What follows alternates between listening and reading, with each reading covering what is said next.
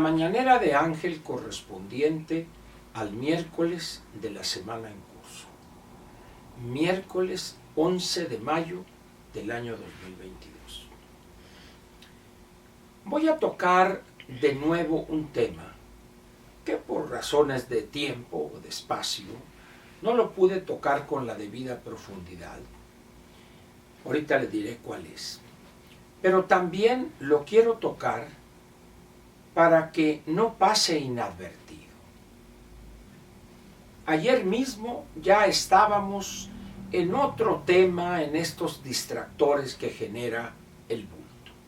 Que si el espacio aéreo, que si las líneas van a tener más vuelos en Santa Lucía, que primero esto, que el otro.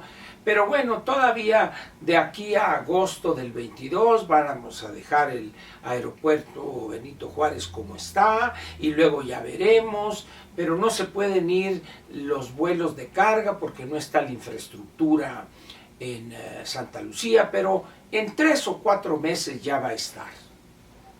No va a estar en 4 meses. Pero ¿cuál es lo preocupante aquí? Que surgen esos distractores y caemos en ellos, dejando de lado elementos que revisten una gran importancia. Me explico. El tema acerca del cual quiero comentarle más extensamente es los integrantes de la comitiva en esta gira de pedorrillo, chafa, pero que, como dije desde un principio, lo único que pretendía el presidente al incluir estos 4 países de Centroamérica y el Caribe, que es Belice, era arropar, darle justificación a la visita a Cuba. Me extraña sobremanera que, a excepción hecha de Ángel Verdugo y otro comentarista, nadie más haya tocado el tema de la presencia de estos 2 altos militares o militares de alto rango, el secretario de la Defensa Nacional, general de división, y el almirante, secretario de la Marina Armada de México. ¿Qué fueron a hacer allá a Cuba? Hubo por allá alguien que planteó la cuestión de los cubanos administran una serie de empresas y que posiblemente, como los militares son dueños de este aeropuerto y que van a ser... Señores, los militares no son dueños de nada. Esa es una ficción administrativa para justificar un apoyo entre comillas. Y eso de las utilidades de aquí se van a destinar al sistema de pensiones y jubilaciones. No. Los integrantes de las Fuerzas Armadas ya tienen su propio sistema de jubilaciones y pensiones. Están las prestaciones perfectamente definidas y están los montos a recibir una vez que deciden pensionarse. De tal manera que eso es simplemente para dormir incautos. Ahora bien, lo que hacen los militares cubanos, al igual que los gobernantes en América Latina, que sería en Venezuela y Nicaragua, son apropiarse o generar empresas que les permitan robar o apropiarse de las rentas del Estado. En países como esos que están prácticamente postrados económicamente, como sería Venezuela y Cuba, que son países que prácticamente ya no existen. No obstante lo que diga la señora o señorita Citlali Hernández, que acaba de hacer una gira artística por allá. Los países tienen que depender de estas empresas y su administración para alimentar a los corruptos de los altos mandos de las Fuerzas Armadas y del Partido Comunista de Cuba, y lo mismo en Venezuela. Pero México es un país diferente en dimensiones, en apertura económica desde hace prácticamente 35 años. Es decir, por eso hay que dejar de lado eso. hay otro elemento que es el que me parece de fundamental importancia y tiene que ver con esa inclusión aparentemente absurda de esos dos grandes mandos militares, el general secretario y el almirante secretario. Y repito la pregunta, ¿a qué fueron? La única explicación posible de por qué se eliminó la presencia de dos secretarios que de acuerdo a lo que se pretende deberían haber estado, el secretario de Agricultura y por otra parte la secretaria de Economía, que iba a ir de adorno la tía Tatis, pero desde un principio el presidente dijo, nomás va a ir Marcelo y el general secretario y el almirante secretario, punto, nadie más, dijo. Y repito la pregunta, ¿a qué fueron?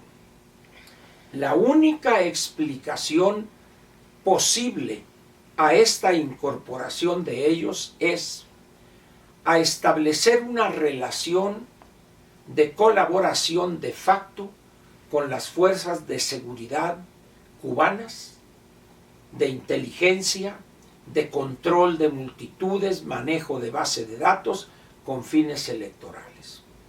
Básicamente lo que han hecho en Venezuela. Cuba envió a Venezuela, creo que alrededor de 30,000 asesores militares que desarrollaron una cosa similar a lo que tenemos aquí en México de la credencial del INE. De tal manera que tenían acceso ellos a todos los elementos que les permitía ubicar a la población, a los ciudadanos, etcétera, etcétera.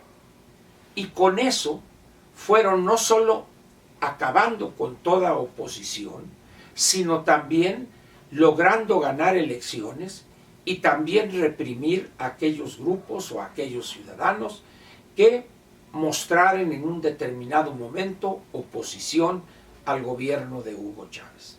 Y eso es lo que mantiene todavía parado o al frente del gobierno a Nicolás Maduro.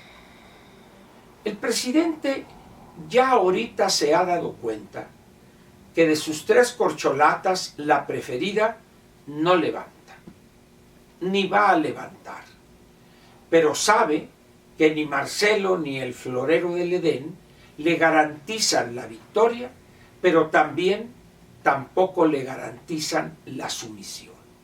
Y él lo que busca es la sumisión de quien sería candidato o candidata en este caso. De lo otro, él se va a encargar. ¿Qué es eso otro? Hacerla ganar, a costa de lo que fuere.